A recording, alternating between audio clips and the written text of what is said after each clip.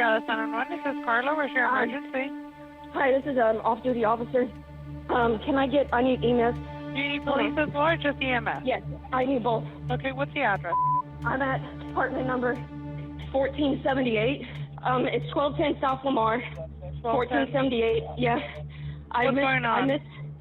I'm an off-duty officer. I thought it was in my apartment, and I shot a guy thinking it was my apartment. He shot someone? Yes, I thought it was my apartment. Oh my God. Within approximately 4 minutes of the 911 call, multiple Dallas police officers responded to the scene. 4th floor, apartment 1478. There was obviously a sense of urgency. The actual shooting location was Southside Flats. Go. And it's literally 100, 150 feet from the curb of the Dallas Police headquarters. Are you? Over here. Okay, go ahead and talk to me. No, it's me. I'm off duty. I thought they were in my apartment. I thought this was my floor. When officers arrive to the apartment, they're met by Amber Geiger. She's a police officer with the Dallas Police Department. She's off duty. I thought it was my apartment. Where's she shot at? In the top left. Where a 26-year-old African-American male is lying on the ground, Hey, can you hear me? critically wounded from a gunshot to the chest. Start CPR. He is, in fact, the occupant of that apartment where he is found shot. The victim, gravely injured and clinging to life, is 26-year-old Botham Jean. While first responders rush him to a local hospital, Officer Amber Geiger is placed in a squad car as investigators try to piece together what unfolded. The initial information given by Officer Geiger was that she thought this was her apartment and then she shot a man. And I'm thinking, how can you go to the wrong apartment? How do you not know where you live? We found 2 fired cases in the kitchen. There were 2 shots fired. One struck the wall over the sofa. The other struck Botham Jean. Nothing indicated that he had a weapon. All the evidence suggests that he was sitting at his sofa, watching television, working on his computer, and eating a bowl of ice cream. As they continue to work the scene, investigators get an update from the hospital. At 10:46 p.m., Botham Jean is pronounced dead from a gunshot wound to the chest. Unfortunately, Botham Jean lost his life, and this case at that point turned into a homicide case. I see a dark body, like a silhouette, just standing in the very back. It's dark inside. I can't see anything. And so I say, let me see your hands. The person keeps moving around. I can't see where his hands are going. And so at that point, I feel like you're gonna kill me. And I know you're gonna kill me. And then at that point, he's moving. And to me, you're advancing. And so I shoot 2 times. Then I walk in, and it's at that point when I'm looking around, I'm like, okay, it's not my home. I was like, I'm at 1478. I live at 1378. I've lived there less than 2 months. I just moved there. What did he say? Did he say anything? He said, hey, aggressively. Mm-hmm. And that's all he said. And I said, let me see your hands, let me see your hands. This particular incident, it's not a whodunit. It's very evident what occurred. What puzzled us is how did this happen and why did this happen? And most importantly, was this a lawful shooting, a lawful use of force, or was this unlawful? I draw. I said, let me see your hands. This shooting occurred in a time where there's a lot of divisiveness upon racial lines. You have an unarmed black man in his own apartment, and you have a white female officer who shot him. How can this just stand and there be no consequences? At the end of the day, this boils down to Amber Geiger went into what she believed was her apartment. She feared for her life and acted in self-defense, and this was a justified homicide. Even with her statement for a self-defense claim, based on Texas law, I see a person who admits to shooting another person, and that is murder. For activists, Botham's killing is the latest in a long national history of racial division and misconduct by police. Protests sweep the streets of Dallas as news of the senseless killing spreads nationwide.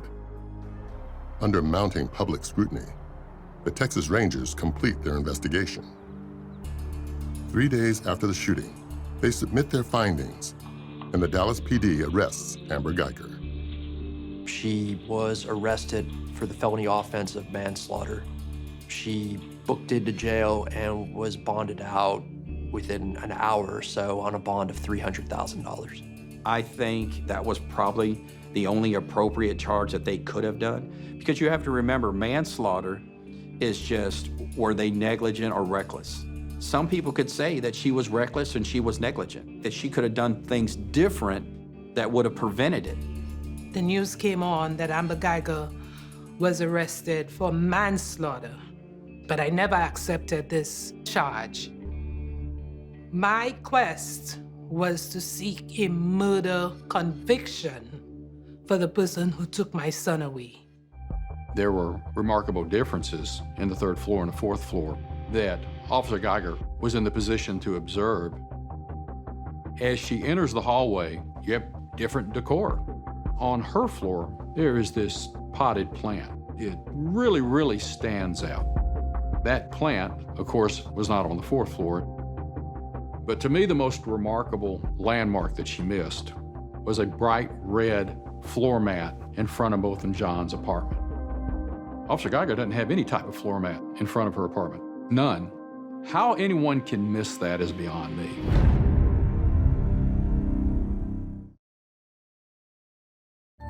Once Amber Geiger ended her shift and left the police department, she was on autopilot, just like anyone else who has a tough day at work.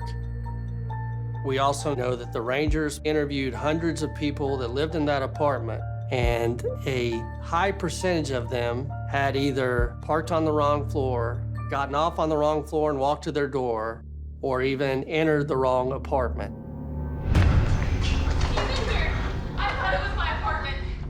The difference is that nobody had ever fired a gun at a homeowner, and there were so many other options she could have chosen. And in fact, what their training tells them to do is to call for backup, back out, seek a position of cover and concealment, and wait for backup to arrive. But that wasn't happening here.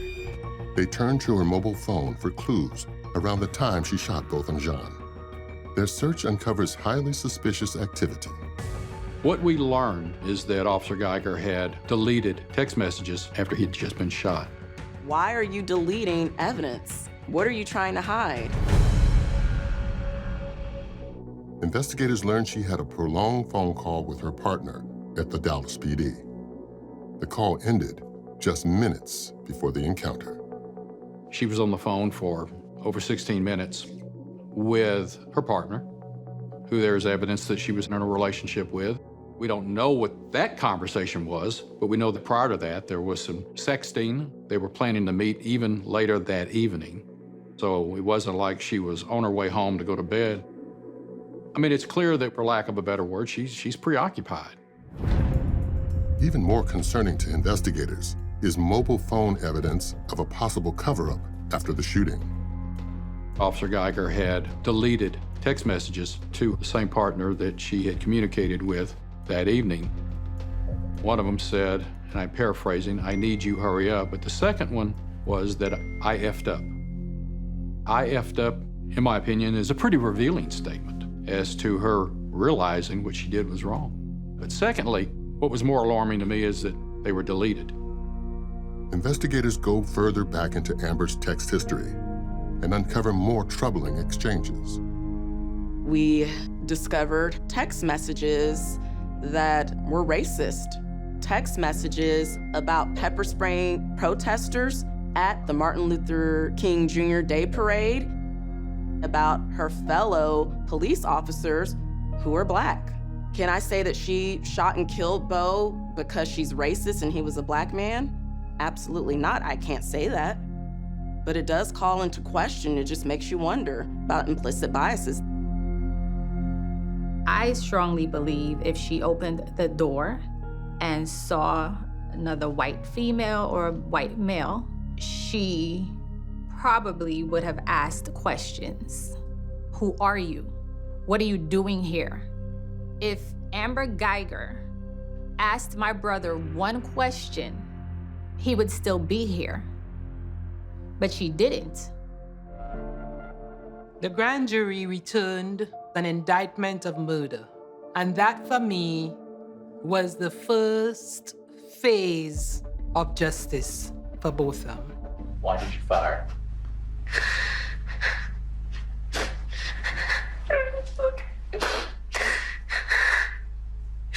So I was scared. I was scared this person's apartment was gonna hurt me. She started crying and going on, and that made me feel even worse. I believe her responses to her attorney was orchestrated. The theme that I saw was more pity for herself than pity for Beau's family and the fact that she took that life. Following the defense's questioning, the state steps up to cross-examine Amber. As a defense lawyer, you're on pins and needles, hoping that the client doesn't get walked into a trap. As the questioning is unfolding, I can see where the prosecutor is going. You said you saw him walking. Yes. Or coming towards you. Yes. That's when you decided to shoot twice. Yes, sir. Was that what you were intending? Yes, sir. She's got that deer in the headlights look. She's starting to just agree with everything he says, which as a lawyer, you know, is a red flag. When you shot at Mr. Jean, you knew you were using deadly force against him. Yes. And when you shot at him twice, you intended to kill him. Yes, sir. She told the jury, she told everyone in that courtroom that she intentionally shot Botham Jean to kill him. You can present all the evidence in the world. There's nothing stronger. A guilty verdict in this case does not mean you hate police. This has to do with that defendant making unreasonable decisions that put her in that seat and Beau in the ground. We, the jury, unanimously find the defendant, Amber Guyger, guilty of murder as charged in the indictment.